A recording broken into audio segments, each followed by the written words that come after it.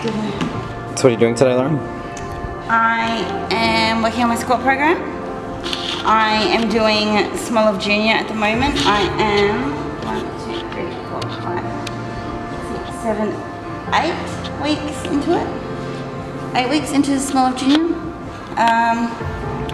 Retested a couple of weeks ago, 5 weeks in. I think I was up 12.5 kilos on my squat from when I started, so that was pretty cool. So it's getting pretty hard. I'm certainly doing weights that I didn't expect to be able to do, like 8 weeks ago, obviously.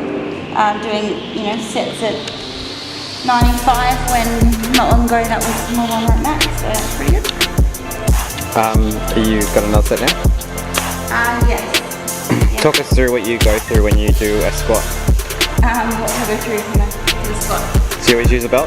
No, actually, I normally am squatting at a different gym where I don't have lifters and I don't have a belt. So that's probably why I have been a bit nervous doing a lot of the program recently when it's like 90 kilos plus, because I haven't had lifters, haven't had a belt, and I've been in a place where I can't drop the bar.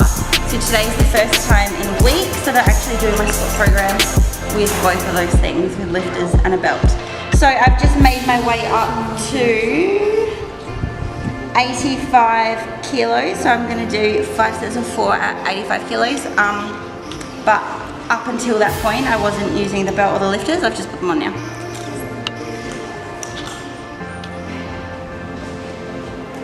So when you go to squat, what are you thinking setup wise? I don't really like get particularly nervous if I know I can drop the bar. But what do you put your foot stance, hand stance? So I'm actually more of a lunger. So most people will say 2 feet under the bar. I actually like to put 1 foot under the bar. So you know, take hold of the bar and I get under it with 1 foot, which is not something I would necessarily tell anyone else to do, but that's just what feels comfortable for me.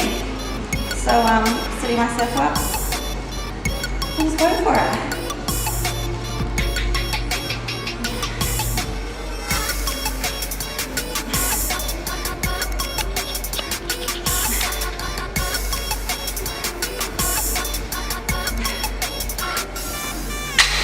So that's felt easier for a set of 4 at 85 than it did at 80 because I put the lifters and the belt on. It actually definitely made a difference. Where do you put your hands when you go in the bar? Probably, I like to feel my shoulders a lot of the time, so I'm pretty close, but I've got good flexibility. I don't like being out wide, I feel unbalanced when I'm wide. A lot of people prefer that, but... Where do you have the bar sit on your shoulders? So I do a high bar back squat, I don't go particularly low, I just shrug my shoulders to allow my trap to come up, so my muscles are sitting pretty high so that I don't have it on my neck bone. I would never feel it rub on my neck, like for everyone who says, oh it hurts my neck, you've got it in the wrong spot. Or your traps just aren't as big as mine. So they sit on my muscles, away from my neck bone, from my spine. Your shoulders? So first thing, shrug up and pull back so that make sure that your muscles go up high. If you go to the bar with relaxed shoulders, that's when it's going to sit on your bone, that's when it's going to sit on your neck. So shrugging up and pulling back so your muscles are up, grabbing hold of the bar, getting underneath it. So it's sitting on the traps, not on your neck.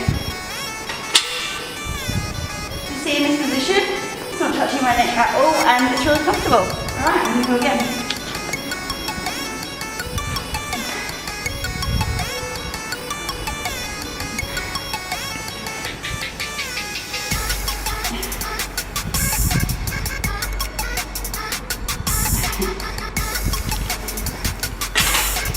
What about foot stance? Why did you choose to go where you go? So